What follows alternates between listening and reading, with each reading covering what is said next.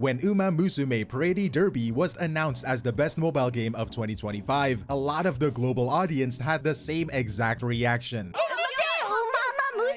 If you were in the chat during the Game Awards this year, which had around 1 million people watching live, you didn't see confusion, you saw absolute chaos. I am talking about a chat stream moving so fast it was unreadable, filled with people losing their absolute minds. To the outsider looking in, this looks like a mass hysteria, as if the internet finally lost its mind over a meme about anime girls with horse ears. You see the colorful ribbons and the pop concert stages and you think it's a joke, but if you actually look at the numbers, that screaming makes perfect sense. We are talking about a franchise that generated over 2 billion USD in its first 2 years alone, faster than almost any other mobile title in history. This victory wasn't a fluke. It was a victory lap for a game that survived development hell, fought off billion-yen lawsuits from industry giants like Konami, and recovered from an economic collapse that would have killed almost any other studio. This isn't a video about a weird Japanese game. It is a case study on how a title about horse racing managed to outdesign, outspend, and outlast the biggest titans in the mobile industry to take the crown in 2025. We are going to break down exactly how they did it, and if you appreciate deep dives into the industry's strange reality, leave a like on the video and consider subscribing. It helps the channel more than you know. Now let's cut through the noise and look at what this game actually is. Before we get back into the chaos, I need to show you what I've been addicted to lately. I have been building my dream squad of Marvel heroes and villains, and honestly, the strategy in this game is actually deep. I'm talking about Marvel Strike Force. It is a visually stunning squad RPG where you recruit everyone from Iron Man and Wolverine to Doctor Doom. But you can't just mash buttons. It is all about synergy. I have been running a symbiote team, and pairing characters like Carnage with Venom makes them absolute monsters on the battlefield. You really have to think about your team comp to dominate in modes like Alliance War or the Cosmic Crucible tournaments. Also, this is the best time to start playing because they are doing free character giveaways all throughout December. They are also launching the Grootmas events for the holidays. It is a limited time event where you can grab tons of character shards, important gear, and exclusive costumes just by playing. If you're new, you can unlock up to 17 characters, like Thor and Captain America, in just your first 30 days. But it gets better because I've got a head start for you. Download the game using my link below or scan the QR code and use the promo code VENOMFREE. This unlocks Venom instantly. He is an amazing early game character that will jumpstart your progress. Don't wait, hit that link in the description, grab Venom for free, and I'll see you in the game. Let's get back into the video. Let's be honest, when you first look at Umamusume, you assume that it's just another waifu collector, a game where you pay money to get the cute character, tap a few buttons to level her up, and watch her automatically win battles. You expect a game that plays itself while you look at the pretty art. That assumption is exactly why you would lose your first 10 races. Umamusume is a Trojan horse. Hiding inside that cute exterior is a brutal, hardcore strategy simulation. Specifically, it is a roguelite. If you don't know what that means, think of it as a permadeath with benefits. You don't have a character that stays the same forever. Instead, you train a character from scratch over and over again in a single run. Each run lasts 3 in-game years. You have a limited number of turns, usually about 70, to train 5 distinct stats: speed, stamina, power, guts, and wit. You have to manage their energy and mood so they don't get depressed. You have to hope that they don't get sick or sleep deprived, because if you mess it up, or if the RNG decides it hates you, you don't just lose the race, you might fail the run. Game over, you start from the beginning. It is stressful, it is punishing, and that is exactly why it is so incredibly addictive. This uses the civilization effect, right? It is that feeling of just one more run. You convince yourself that this time, your Umamusume won't get chronic depression before the Japan Cup, and this time, you will build the perfect stats to win the finals. But speaking of stats, we need to talk about the inheritance system, or as the community affectionately calls it, horse eugenics. Here, the game stops being a mobile time waster and starts requiring a PhD. When you finish a run, your horse retires. Her stats and skills don't disappear, they get turned into a factor. You can then take that retired horse and use her as a parent, and her parents as grandparents, for your next horse, passing down those traits. The goal is to breed the perfect lineage. You are trying to farm specifically blue factors, essentially the best possible stat bonuses, to create a super soldier that can crush the competition. It sounds simple, but the math behind it is terrifying. There are 200-page Google Docs written by the community just trying to explain the probability curves of how to optimize this. People are writing actual dissertations on anime horse genetics to figure out which parents give a 5% boost versus a 7% boost. Usually, mobile games treat you like you're stupid. Umamusume respects your intelligence enough to let you fail miserably if you don't do your homework. Now you might be thinking, this sounds impossible if I don't spend money, and usually you'd be right. But Cygames did something clever with the whales. The player spending thousands of dollars to max out every card. In most games, whales are your enemy. They crush you in PvP. Here, whales are your life supports. To maximize a support card, you need 5 copies of it. That costs hundreds, sometimes thousands of dollars. But the game lets you borrow one support card from another player to use in your training run. A free-to-play player can follow a whale, borrow their completely maxed out $1,000 card, and use it to train a champion. It turns the pay-to-win problem into a community service. The rich players get to show off their shiny cards in Umamusume, and the rest of us get to use their money to win our races. It is a symbiotic ecosystem, and it is the only reason a game this difficult managed to retain millions of casual players. However, mechanics alone don't make $1 billion.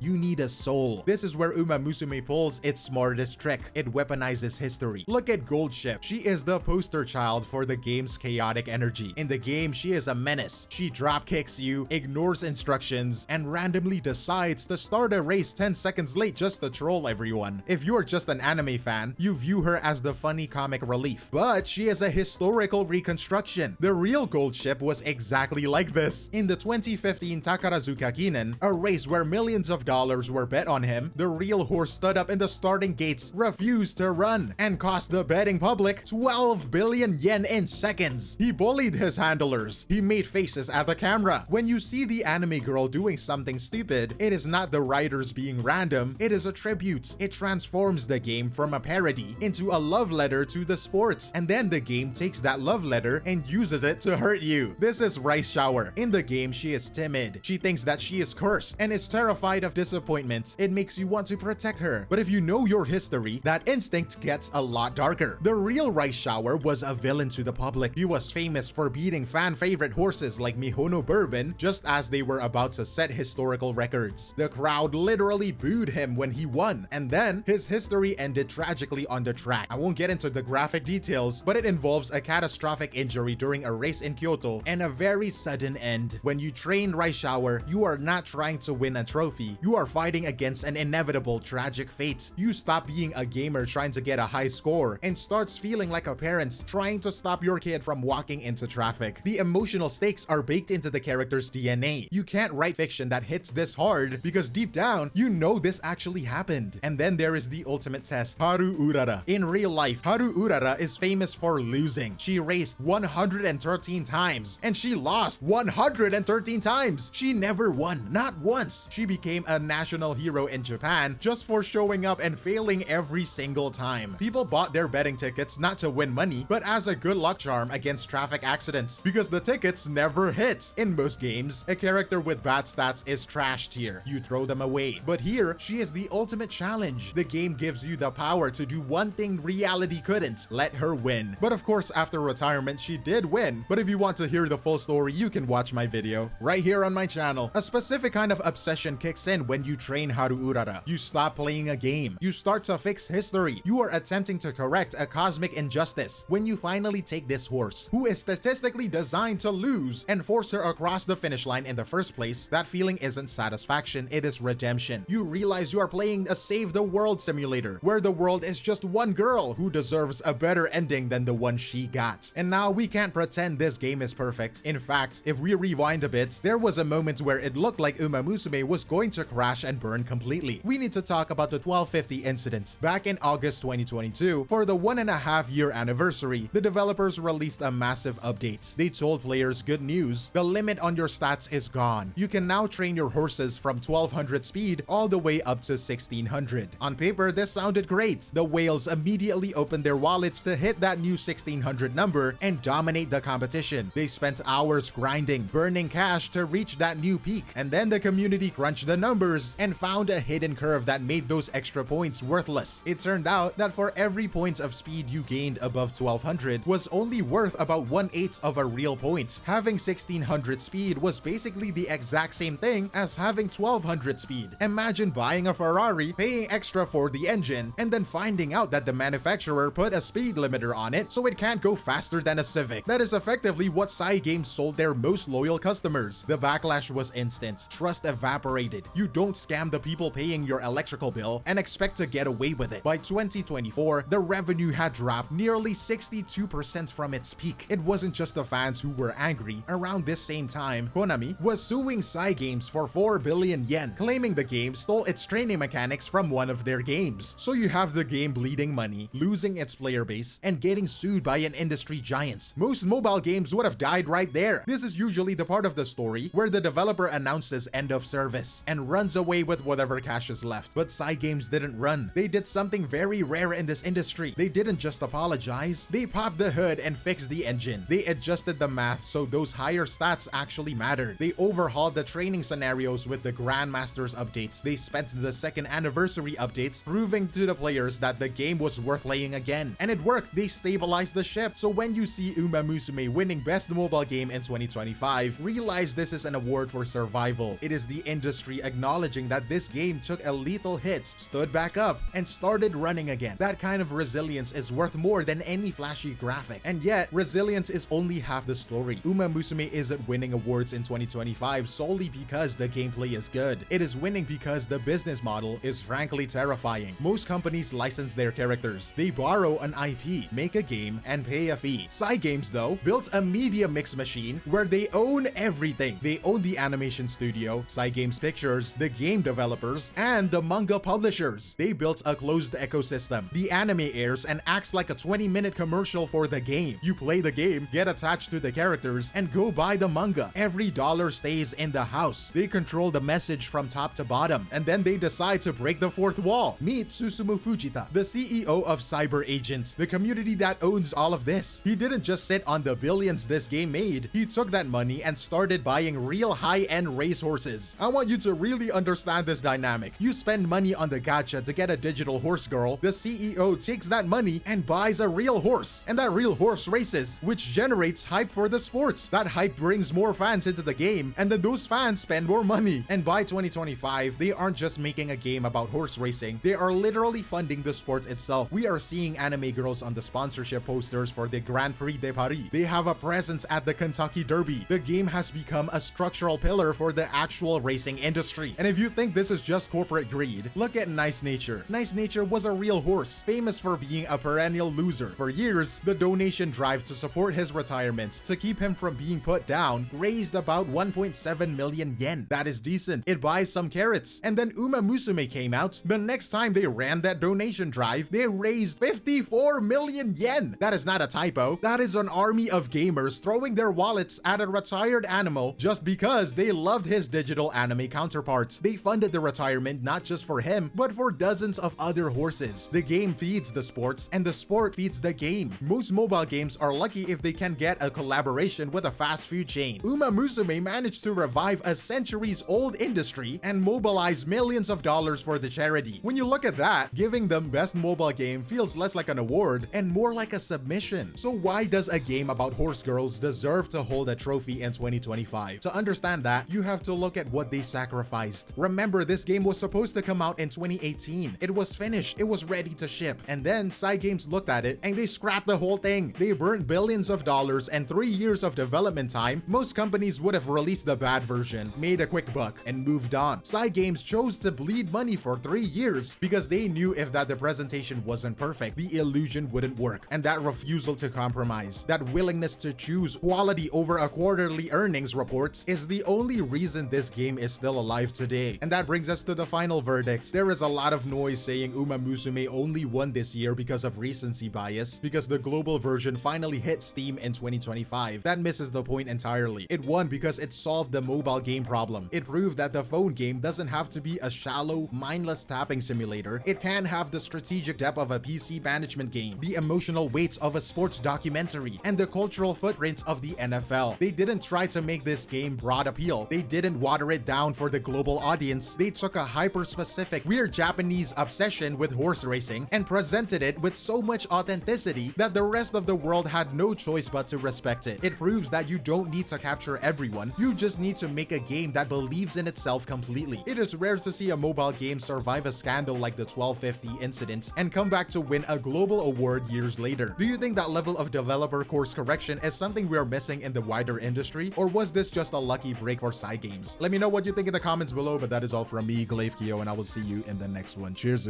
Quick reminder before you go, check the link in the description to download Marvel Strike Force. Don't forget to use the code VENOMFREE to unlock Venom and jumpstart your roster. Huge thanks to them for sponsoring this video.